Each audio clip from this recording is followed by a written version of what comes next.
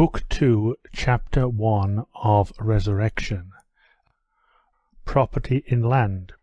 It was possible for Maslova's case to come before the Senate in a fortnight, at which time Nekhludoff meant to go to Petersburg, and, if need be, to appeal to the Emperor, as the advocate who had drawn up the petition advised, should the appeal be disregarded, and according to the advocate, it was best to be prepared for that, since the causes for appeal were so slight. The party of convicts, among whom was Maslova, would very likely leave in the beginning of June.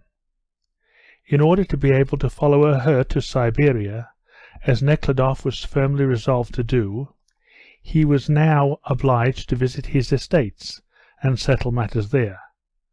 Nekhludoff first went to the nearest, Kuzminsky, a large estate that lay in the Black Earth district, and from which he derived the greatest part of his income.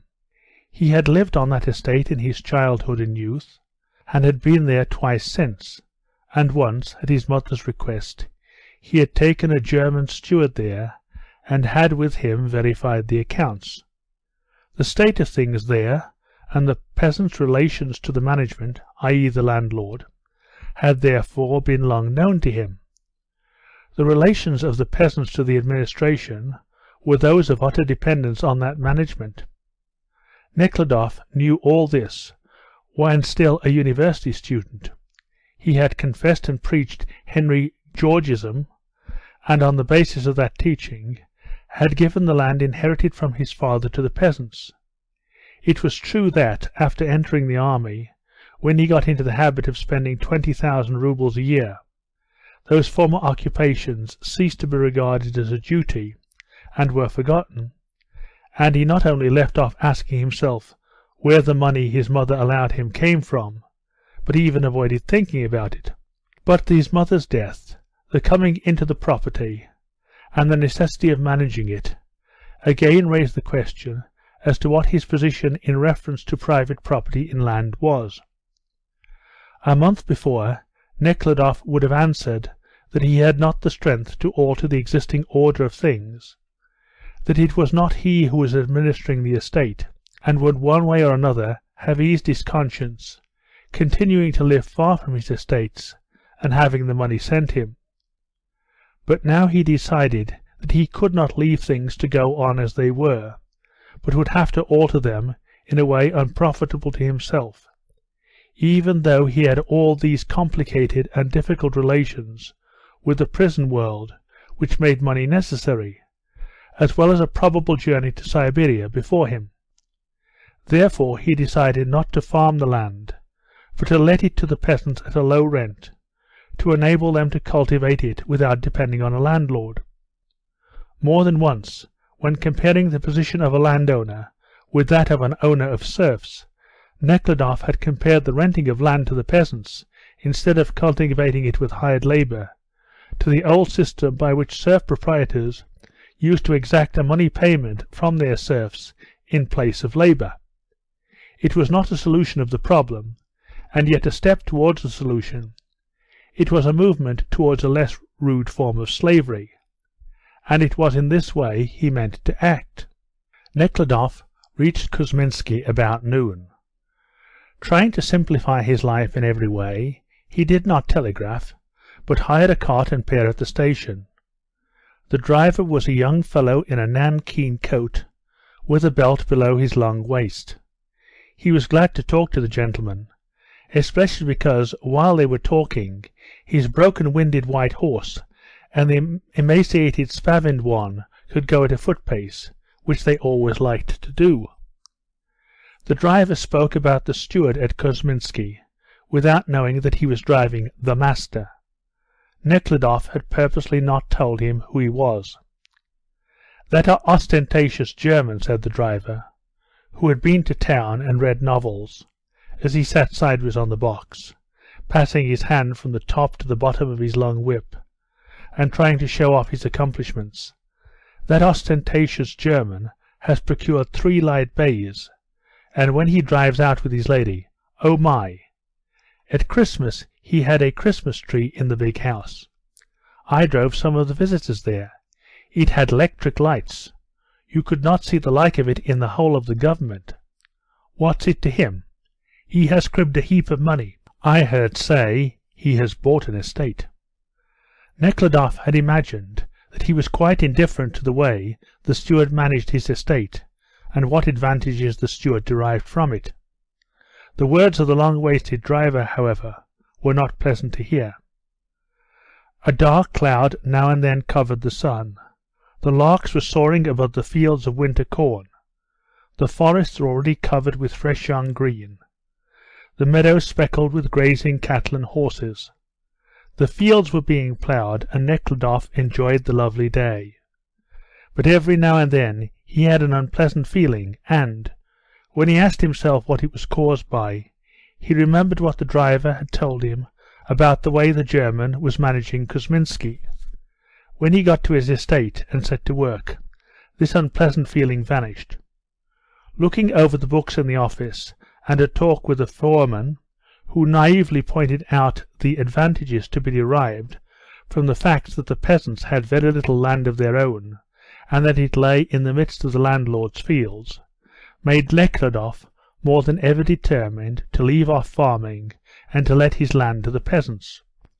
From the office books and his talk with the foreman, Nekhludoff found that 2/3 of the best of the cultivated land was still being tilled with improved machinery by labourers receiving fixed wages, while the other third was tilled by the peasants at the rate of 5 roubles per desiatan, about 2 3/4 acres, so that the peasants had to plough each desiatan 3 times, harrow it 3 times, sow and mow the corn, make it into sheaves, and deliver it on the threshing ground for 5 roubles, while the same amount of work done by wage labour came to at least 10 roubles.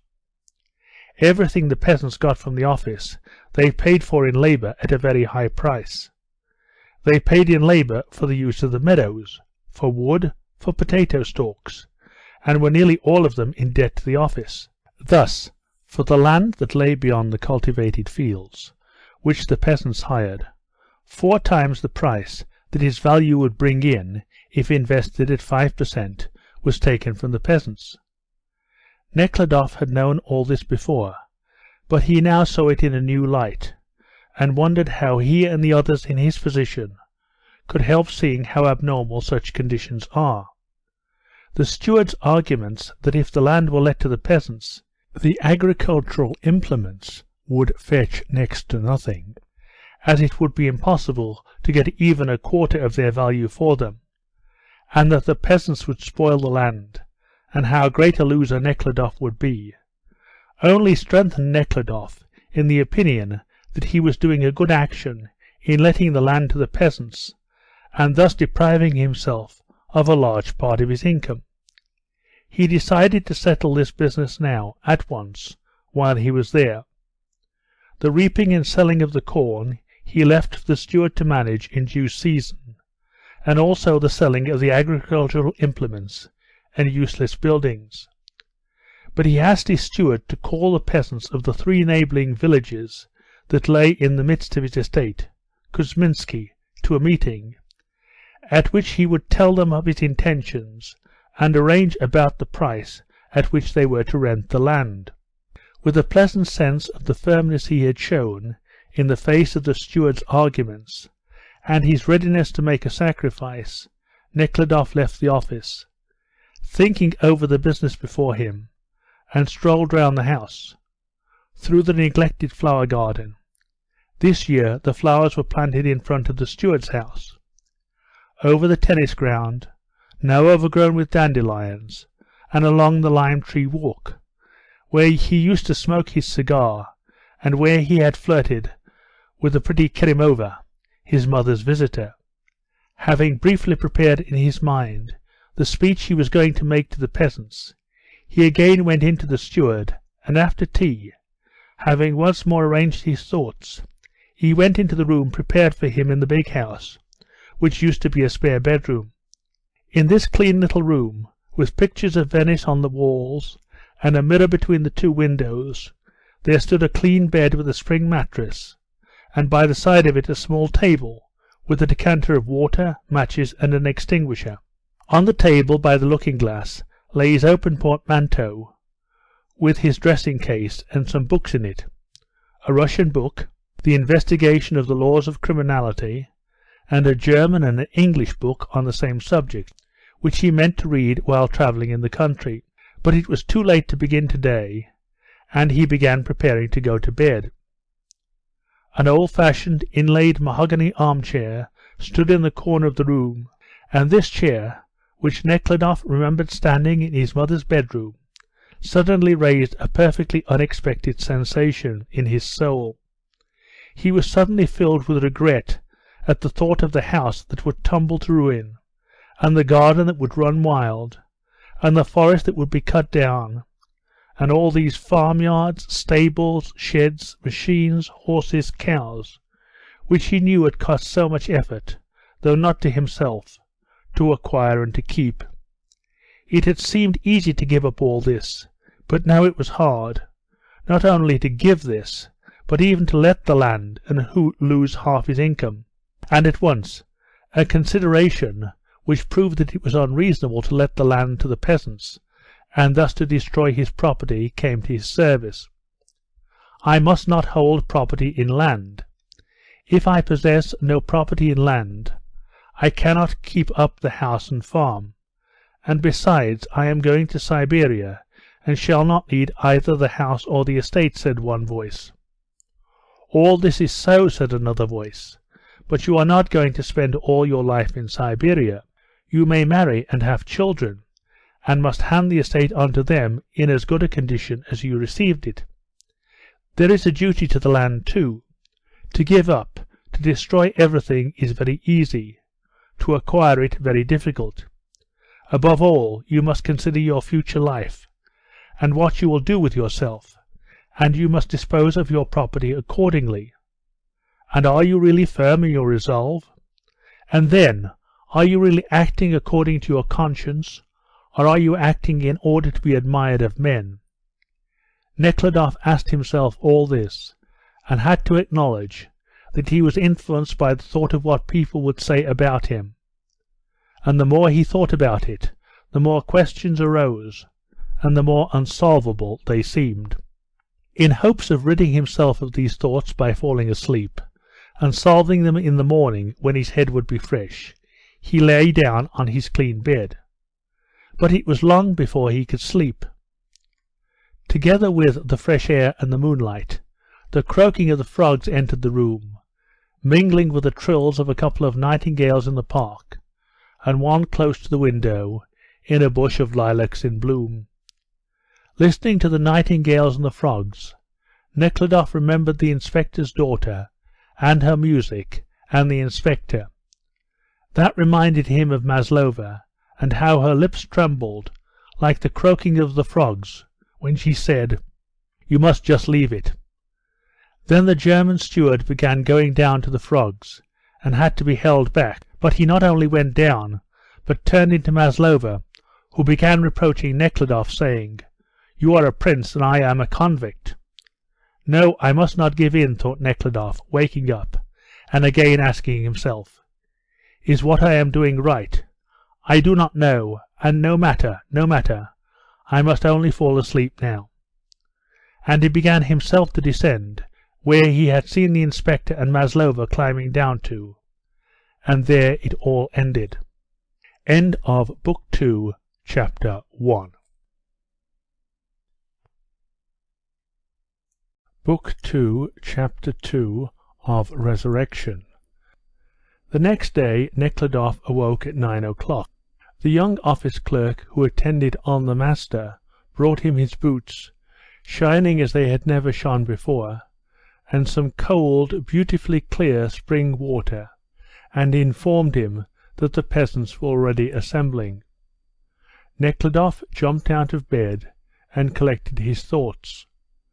Not a trace of yesterday's regret at giving up and thus destroying his property remained now. He remembered this feeling of regret with surprise. He was now looking forward with joy to the task before him, and could not help being proud of it.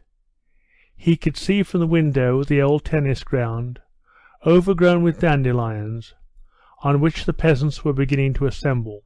The frogs had not croaked in vain the night before. The day was dull. There was no wind. A soft, warm rain had begun falling in the morning, and hung in drops on leaves, twigs, and grass. Besides the smell of the fresh vegetation, the smell of damp earth, asking for more rain, entered in at the window. While dressing, Nekhludoff several times looked out at the peasants gathered on the tennis ground. One by one they came, took off their hats or caps to one another, and took their places in a circle, leaning on their sticks. The steward, a stout, muscular, strong young man, dressed in a short pea-jacket, with a green stand-up collar and enormous buttons, came to say that all had assembled, but that they might wait until Nekhludoff had finished his breakfast. Tea and coffee, whichever he pleased, both were ready. "No, I think I had better go and see them at once," said Nekhludoff, with an unexpected feeling of shyness and shame at the thought of the conversation he was going to have with the peasants. He was going to fulfil a wish of the peasants, the fulfilment of which they did not even dare to hope for, to let the land to them at a low price, i.e. to confer a great boon, and yet he felt ashamed of something. When Nekhludoff came up to the peasants, and the fair, the curly, the bald, the grey heads were bared before him, he felt so confused that he could say nothing. The rain continued to come down in small drops that remained on the hair, the beards, and the fluff of the men's rough coats. The peasants looked at the master, waiting for him to speak, and he was so abashed that he could not speak. This confused silence was broken by the sedate, self-assured German steward, who considered himself a good judge of the Russian peasant, and who spoke Russian remarkably well. This strong, overfed man, and Nekhludoff himself, presented a striking contrast to the peasants with their thin, wrinkled faces and their shoulder-blades protruding beneath their coarse coats. "Here's the prince wanting to do you a favour, and to let the land to you, only you are not worthy of it," said the steward. "How are we not worthy of it, Vasily Karlovitch? Don't we work for you?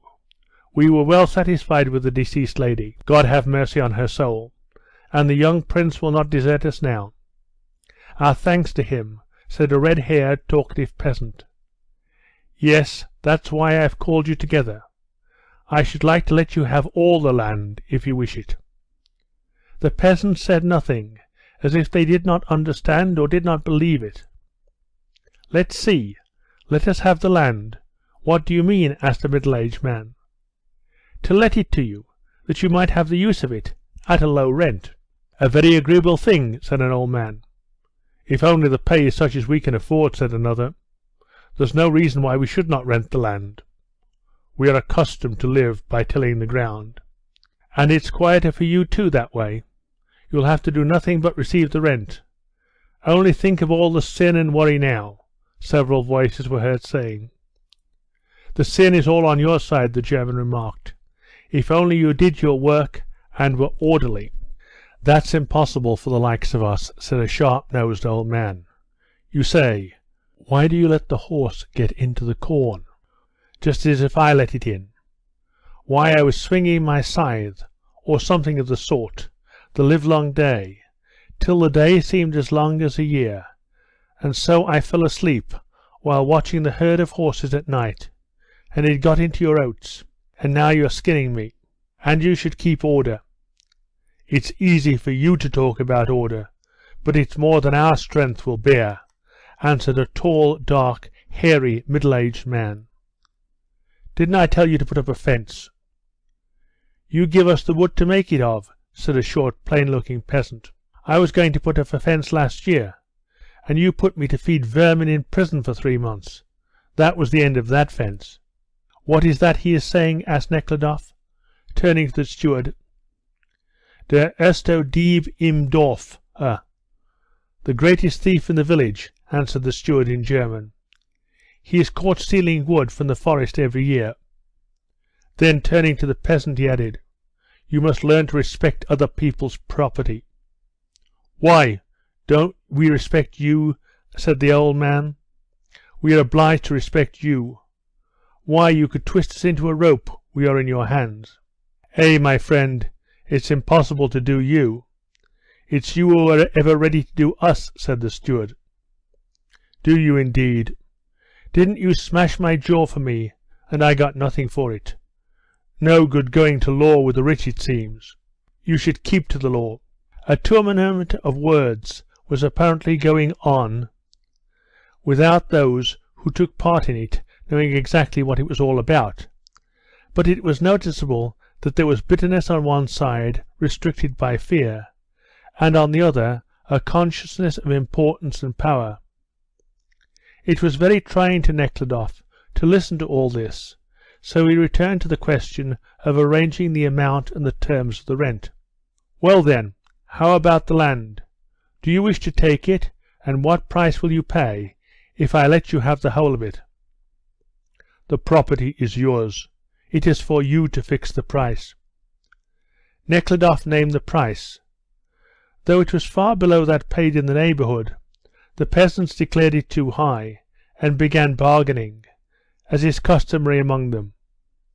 Nekhludoff thought his offer would be accepted with pleasure, but no signs of pleasure were visible. One thing only showed Nekhludoff that his offer was a profitable one to the peasants. The question as to who would rent the land, the whole commune or a special society, was put, and a violent dispute arose among those peasants who were in favour of excluding the weak and those not likely to pay the rent regularly, and the peasants who would have to be excluded on that score. At last, thanks to the steward, the amount and the terms of the rent were fixed, and the peasants went down the hill towards their villages, talking noisily, while Nekhludoff and the steward went into the office to make up the agreement. Everything was settled in the way Nekhludoff wished and expected it to be. The peasants had their land 30% cheaper than they could have got it anywhere in the district. The revenue from the land was diminished by half, but was more than sufficient for Nekhludoff, especially as there would be money coming in for a forest he sold, as well as for the agricultural implements, which would be sold too. Everything seemed excellently arranged, yet he felt ashamed of something.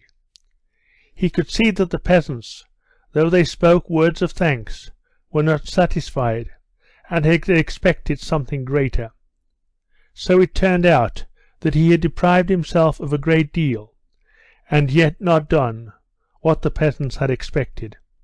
The next day the agreement was signed, and accompanied by several old peasants, who had been chosen as deputies, Nekhludoff went out, got into the steward's elegant equipage, as the driver from the station had called it, said good-bye to the peasants, who stood shaking their heads in a dissatisfied and disappointed manner, and drove off to the station. Nekhludoff was dissatisfied with himself, without knowing why, but all the time he felt sad and ashamed of something. End of Book 2, Chapter 2.